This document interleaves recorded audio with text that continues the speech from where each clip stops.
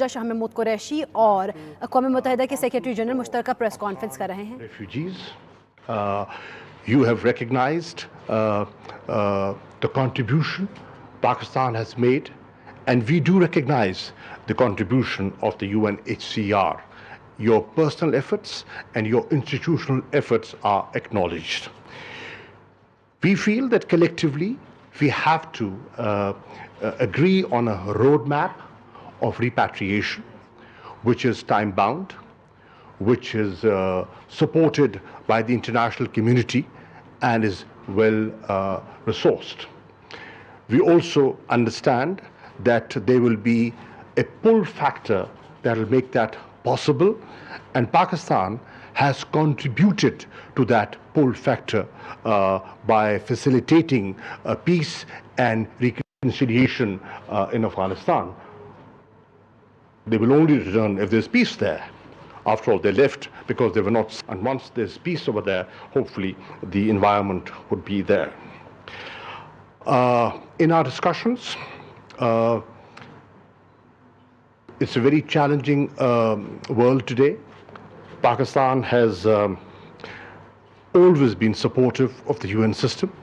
We have been a responsible member, I believe, of the UN system.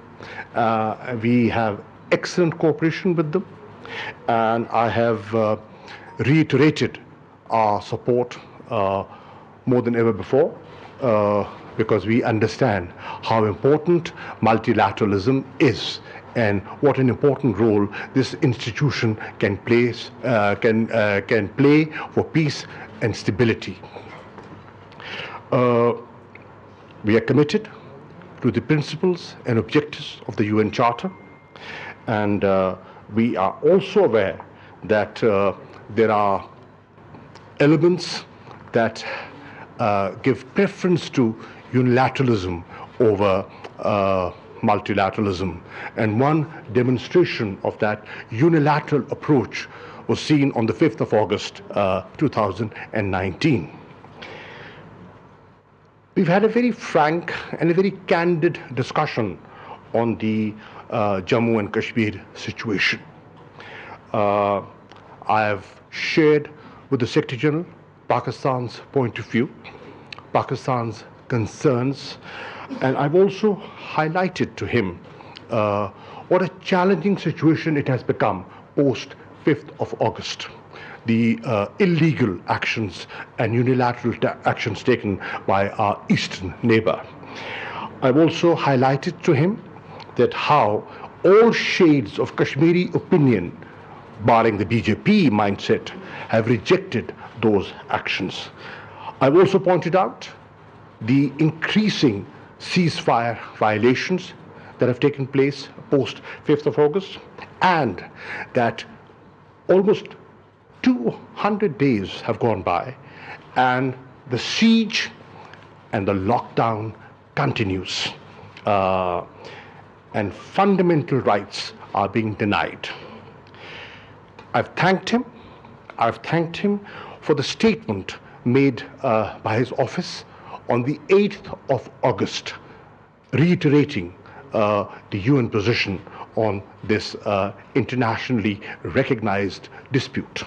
I've also thanked him for permitting a briefing to the members of the Security Council by representatives of UNMOGIP and the political department of the Secretariat.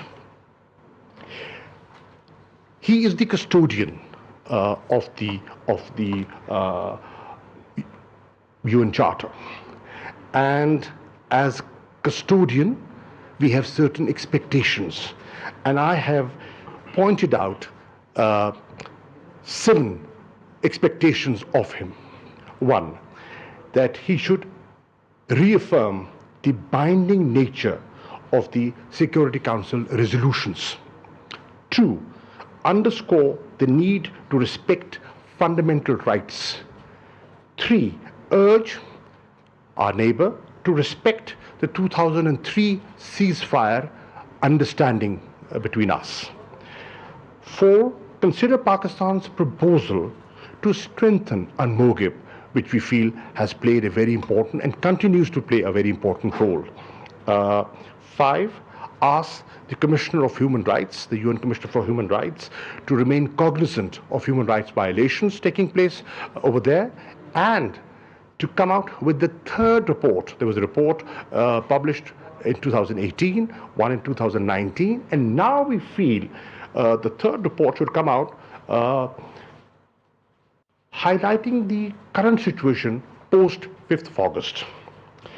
We also, I've also asked him that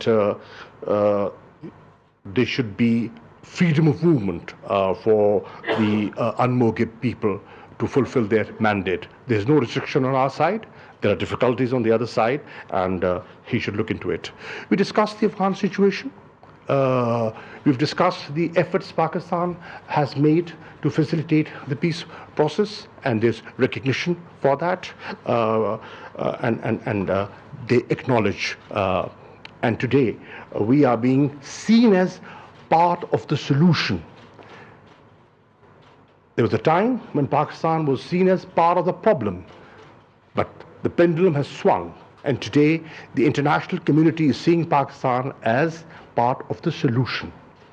I also shared with the Secretary General the initiatives of the government vis-a-vis socio-economic issues, and I discussed our strategy to achieve our targets, Sustainable Development Goal targets, our SARS program, our Sehat Sahulat program, and also in conclusion, we also had a unanimity of thought on the challenge climate change imposes on Pakistan and this region.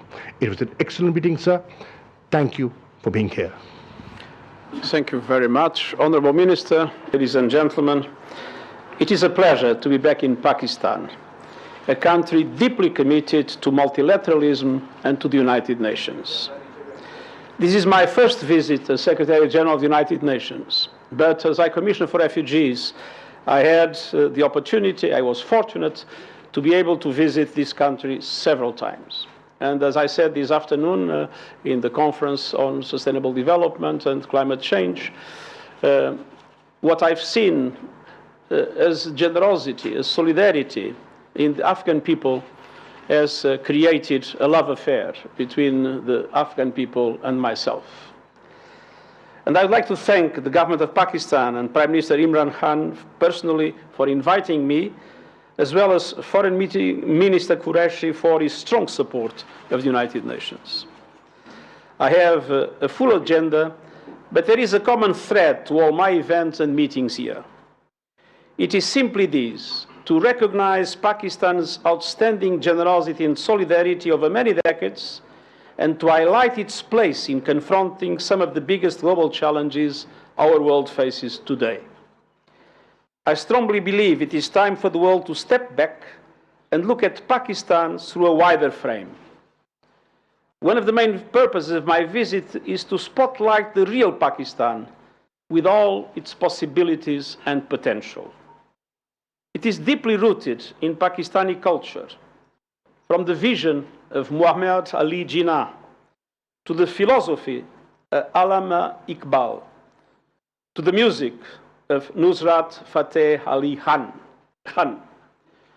From the courageous example of Malala Yousafzai to the giving spirit of Abdur Sattar Edhi, to the visual artistry and advocacy of Sharmeen Obaid Shinoy. And of course, on better days, we also see it from the bats of the Pakistan cricket team, both the men's and the women's teams, I might add. Here in Pakistan, we see solidarity in action. Pakistan is today the world's second largest host of refugees, and for decades, it was the first. I look forward to taking part tomorrow in a conference marking Pakistan's 4 decades of support for Afghan refugees. For 40 years, despite Pakistan's own challenges, Pakistan has sheltered and protected Afghan refugees with limited support from the international community. I can testify to this. Having served as High Commissioner for Refugees, I always found in Pakistan a reliable and generous partner. One can only imagine how much worse the plight of Afghans would be and how much more unstable the region might be without Pakistan's stellar example of hospitality and compassion. The United Nations will continue to support Pakistan, and I call on other countries to support Pakistan and indeed show similar leadership in sharing this responsibility in this region and around the world. As we look to the issues of peace and security, the United Nations is profoundly grateful for the dedication and commitment of Pakistan's peacekeepers. Pakistan has consistently been one of the world's top contributors to UN peacekeeping, with more than 4,000 men and increasingly women serving today in 9 missions around the globe. I also appreciate the government's strong support for the Action for Peacekeeping initiative and its commitment to continue to improve the effectiveness of our operations. Foreign Minister Qureshi and I discussed regional security in South Asia. With respect to Jammu and Kashmir, I'm grateful for the work of the United Nations Military Observer Group in India and Pakistan. UMOGIP will continue to monitor the ceasefire at the line of control in accordance to its mandate. And today I was happy I could inaugurate the new premises of their headquarters. And I'm deeply concerned about the increase in tensions that we have witnessed last year. I have repeatedly stressed the importance of exercising maximum restraint and taking steps to de-escalate, both militarily and verbally,